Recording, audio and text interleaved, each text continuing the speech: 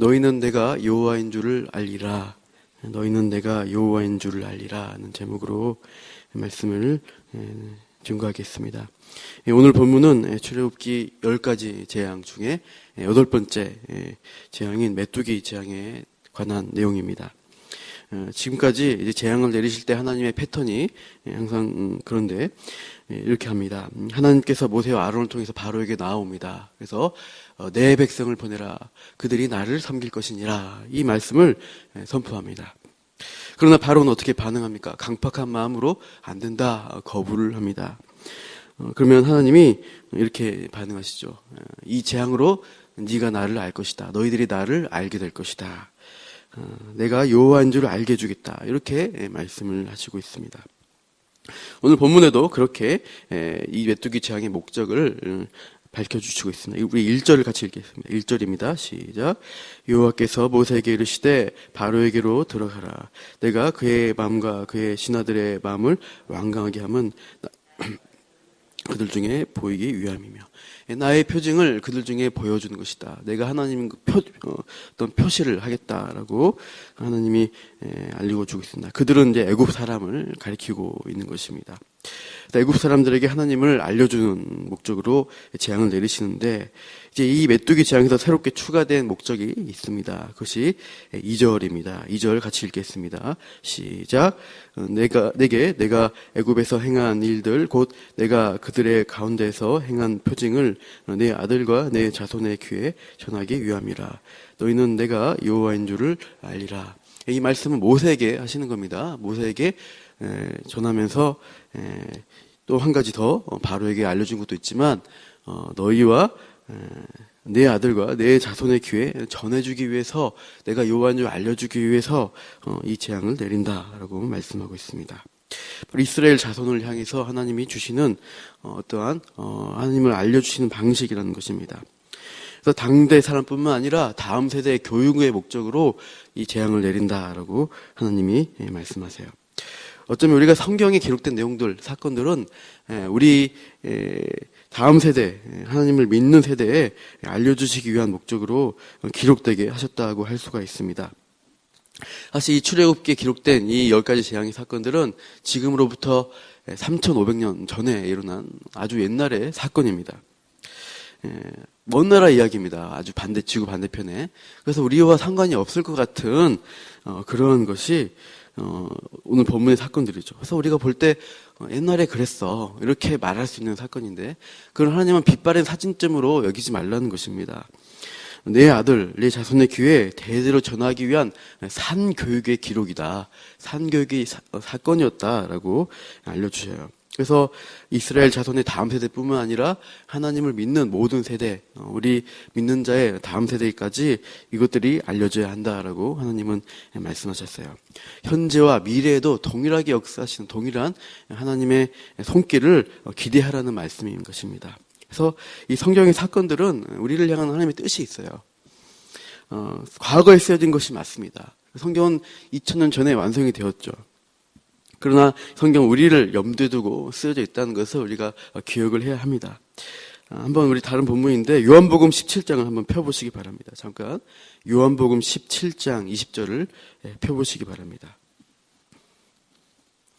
신약성경 요한복음을 보시기 바랍니다. 17장입니다. 거기 보시면 예수님이 17장은 잡히시던 날 직전에 기도하시던 제자들을 위해서 기도하시는 대제사장적 기도로 가는 장입니다. 그래서 제사장 백성을 대표해서 하나님 앞에 기도하는 내용인데 17장 20절에 이렇게 말씀하시고 있죠. 같이 읽어보겠습니다. 시작. 내가 비옵는 것은 이 사람들만 위함이 아니요 또 그들의 말로 말미암아 나를 믿는 사람들도 위함이니. 무슨 말씀입니까? 제자들을 위해서 기도하고 있으시지만 사실 이 기도의 내용들, 내가 지금 하고 있는 이 일들은 이 제자들을 통해 전파될 복음을 듣고 믿는 사람들, 바로 우리들을 가리키고 있습니다. 믿음의 자손들, 믿음의 세대들을 위해서 기도하는 내용이다라는 것이에요. 그래서 믿음의 다음 세대, 지금 현재를 살아가는 우리를 향한 하나님의 뜻이 성경에 이렇게 기록이 되어 있는 것입니다. 그것을 염두에 두고 하나님은 이 성경을 우리에게 주신 것입니다. 그래서 성경이 오늘날 살아있는, 오늘 우리에게 말씀하시는 살아있는 말씀이다. 이것을 우리가 기억하라는 것이에요. 그래서 우리는 이 출애굽기 사건의 말씀들을 우리 일상과 삶에 잘 적용하고 살아있는 말씀으로 이해해야 합니다. 메뚜기 재앙이라는 것은 엄청난 재앙이라고 할 수가 있습니다. 메뚜기는 모든 식물을 먹어치우는 그러한 일들을 합니다. 최근까지도 메뚜기 때는 많이 이게 종종 발생을 하고 있습니다. 중동 지역에 발생하면 이제 어떤 사람이 연구를 해봤대요. 1제곱킬로미터당에 5천만 마리가 앉을 수 있답니다. 하루에 10톤, 10톤의 풀과 채소를 다 먹어치우는, 그래서 자기 몸무게만큼, 때로는 메뚜기가 자기 몸의 3배만큼 식물을 다 먹어치운다고 합니다. 그래서 1957년에 소말리아에 메뚜기 떼가 나타났는데 160억 마리가 추정되는 숫자가 나타나서 재앙을 일으켰죠. 그래서 이렇게 메뚜기 엄청난 재앙으로 지금도 일어났는데 이 온 본문 10장에 나오는 것처럼 바로와 애굽 사람에게 전무후무한 재앙으로 그들에게 우박에 살아남은 모든 풀, 모든 열매를 다 먹어치우고 있는 것입니다. 그래서 이것들을 통해서 하나님이 어떤 분인가를 알라라고 경고하시고 있어요. 그럼에도 바로의 반응은 어떠합니까? 이 엄청난 재앙을 맞이하고도 바로의 반응은 강팍합니다. 16절, 17절을 보시면, 출애굽기 10장 16절, 17절을 보시면 바로가 급하니까 하나님 앞에 와서 내가 죄를 지었다라고 얘기합니다. 지금 당장 이 죄를 용서하고 이 죽음을 떠나게 하라, 이 재앙을 떠나게 하라라고 이렇게 요청하죠. 그래서 모세가 이 메뚜기 재앙을 물러가게 하는데 20절에 보시면 바로는 결론적으로 이런 마음인 것이죠. 20절 같이 읽겠습니다. 20절 시작. 그러나 여호와께서 바로의 마음을 완악하게 하셨으므로 이스라엘 자손을 보내지 아니하였더라. 예. 결국은 다시 완악하고 강팍한 마음으로 하나님을 대적하고 있습니다. 하나님이 잠깐 거짓 회개를 하지만 하나님을 이 땅을 지배하는 그 왕으로서 인정하지 않고 있다는 것입니다. 우리가 10장 1절에 보아도 동일한 구절이 있습니다. 내가 그의 마음과 그의 신하들의 마음을 완강하게 한다라고 하나님이 말씀하시고 있습니다. 여기서 우리는 참 하나님이 그렇게 사람을 강팍하게 해서 참 그 사람이 이렇게 하나님 못 믿는 것 아니냐 생각할 수가 있습니다. 이때 하나님의 주권이란 것과 인간의 자유의지가 어떻게 연결이 되냐 생각이 드는데, 히브리 이 어법의 용법이 이러하다라고 하는 것입니다. 바로는 자기가 원하는 대로 자기 마음대로 하는 것입니다. 그런데 하나님은 그것을 그냥 내버려 둔다는 거예요. 그 내버려 둔 게 강팍하게 되어지는 것입니다. 하나님은 사람들에게 외적인 또 통제를 하게 하는 것입니다. 그냥 그 없이 하나님 마음대로 인간의 욕심대로 살게 하면은 이 세상은 재앙이 너무 엄청난 죄악들이 일어나게 됩니다. 하나님은 적절하게 통제를 하시는데 그것이 은혜라는 것이에요.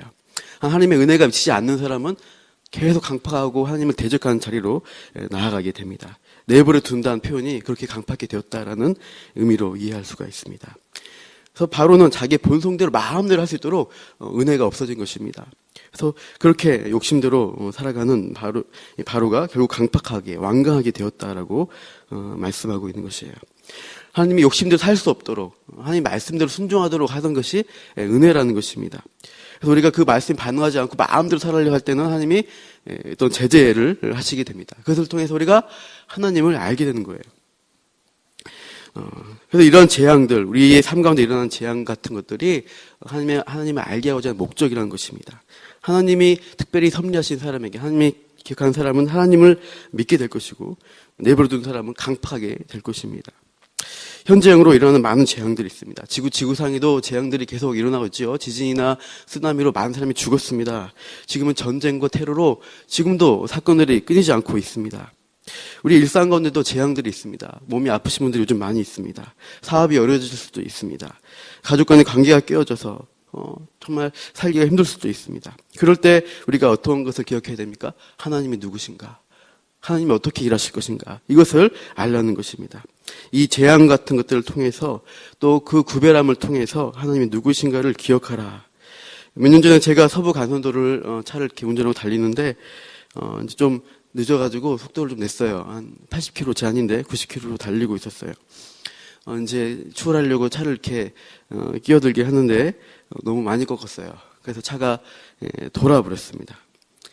속도가 있으니까 균형을 잃고 이렇게 차가 휘청휘청 하더니 이렇게 핸들이 먹히지 않습니다. 그래서 차가 그냥 뺑뺑 돌기 시작했고 이제 옆에 콘크리트로 돼 있는 거기에 부딪혀서 이제 멈췄는데 신기한 건요, 차가 반파됐어요. 수리비가 350만 원 나왔습니다. 그때.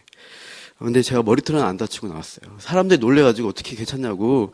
그런데 저는 정말 몸이 하나도 안 다친 거예요. 그럴 때 저는 어떻게 보면 끔찍한 사고일 수 있는 것이 참 하나님을 기억하게 되더라고요. 하나님이 살아계시구나. 하나님이 날 보호하고 계시구나. 하나님을 저절로 찬양하고 인정할 수밖에 없는 사건이었습니다. 뮤지컬 가수 임복희 씨가 있습니다. 그분도 비슷한 경험을 했는데, 내가 만약 외로울 때면 이 찬양의 가요를 부르죠. 대구 공연을 가는 길이었습니다. 가다가 거의 가까이 갔을 때 고속도로에서 차 뒤축이 이렇게 부러져 버렸어요. 그래서 공중에서 세 바퀴 반을 돌았다고 합니다. 근데 그 마음속에 이것은 사고가 아니다, 걱정하지 말라는 어떤 내적인 음성을 듣게 됩니다. 그래서 이제 차가 돌아서 이게 기어 나오게 되는데, 임복희 씨가 이마에 찰과상 좀 생긴 거 말고는 전혀 멀쩡하게 나온 것입니다. 그래서 경찰이 하는 말이, 이 도로에서 일어난 사건에서 사고 났는데 살아난 사람은 당신밖에 없다고 얘기했다고 해요. 그래서 이제 바로 이제 대구 공연장 가서 공연을 마치기 직전에 일반 관객을 위한 공연이었는데 하나님을 찬양하며 어메이징 그레이스, 나 같은 죄인을 살리신 그 찬양을 불렀다고 해요. 그리고 네, 바로 하영주 목사님 만나서, 오늘교회 돌아가신 하영주 목사님 만나서 이제 다시 이제 신앙적인 것들을 하게 되고, 뮤지컬 공연 전에 항상 고사를 지냈었는데 자기들은 무조건 예배를 드리겠다로 바꿨다고 합니다. 그래서 그는 이러한 사건을 통해서 하나님을 찬양하는 사람으로 자신의 인생을 드린 것을 보게 됩니다. 이렇게 구별시켜서 하나님을 믿고 알게 된 경우가 있습니다. 때로는 어떤 고난 가운데 들어가서 하나님을 믿는 경우도 많이 있습니다. 김인강 교수를 한 분이 있어요. 과학기술원의 어떤 수학자이신데, 이분은 굉장히 몸이 하반신 못 쓰는 상태에 있었어요.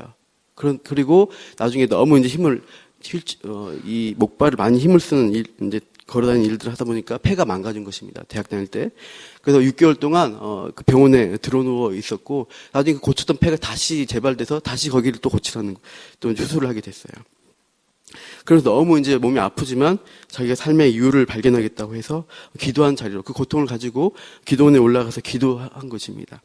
그 과정을 통해서 하나님을 알게 되고 자기의 그러한 어떤 하나님에 대한 원망 불평을 다 쏟아내면서 하나님이라는 분을 인정하는 그 믿음을 고백하게 됩니다. 그 다음에 치유한 역사가 일어나게 되고요. 그래서 지금도 하나님을 잘 믿는 교수님으로 지금도 계십니다. 우리가 어떤 재앙도 어려움들이 있을 때 하나님을 기억해야 돼요. 너희가 내가 여호와인 줄 알리라. 그 하나님이 내 삶 가운데 역사하신다. 마음이 강파질 것이 아니라 그 은혜 가운데 내 마음을 열고 하나님을 알고 우리 자손에게 그 하나님을 증거하고 또 우리 자손이 믿을 수 있도록 해주는 것이 우리의 할 일이라는 것입니다.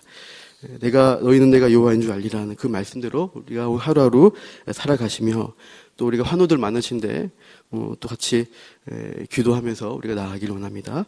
제가 기도하고 마치겠습니다. 하나님, 참으로 출애굽의 사건을 통해서 하나님이 힘들고 어려운 재앙들을 많이 내리시는데, 여전히 우리 시대에도 어려움들이 있고 또 눈으로 우리가 뉴스를 통해 듣게 되는 참 큰 재앙들을 듣고 보게 됩니다. 하나님, 우리가 이것들을 보고 또 경험할 때 하나님이 누구이신가를 알아갈 수 있는 믿음을 주시옵소서. 마음을 강팍하게 할 것이 아니라 하나님의 은혜 가운데서 우리의 마음을 열어서 하나님 나에게 무엇을 원하시는가, 하나님이 우리 인생 가운데 어떻게 역사하시는가를 기대하며 그분을 더 붙들며 나아가는 오늘과 내일이 되게 하여 주시옵소서. 오늘 특별히 수술하시고 또 여러 병원에서 치료를 받으시는 환우들 많이 계신데 오늘 그들 가운데 역사해 주시기를 간구합니다. 이 모든 말씀 예수님 이름으로 기도합니다. 아멘.